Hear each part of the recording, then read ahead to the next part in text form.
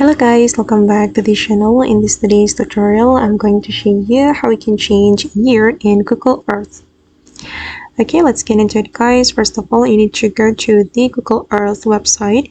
You can just type in the Google Earth on your Google, and then the Google Earth website will appear, and then you have to visit the Google Earth website.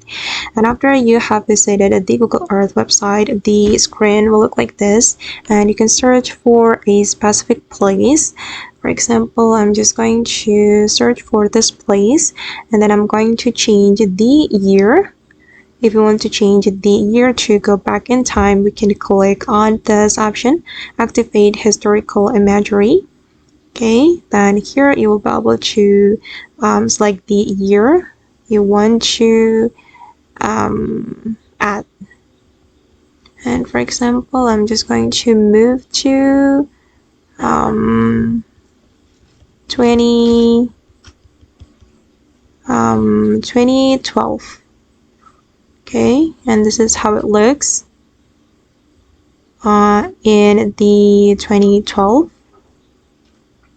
Okay, and you can just play around with the slider right here to change the year.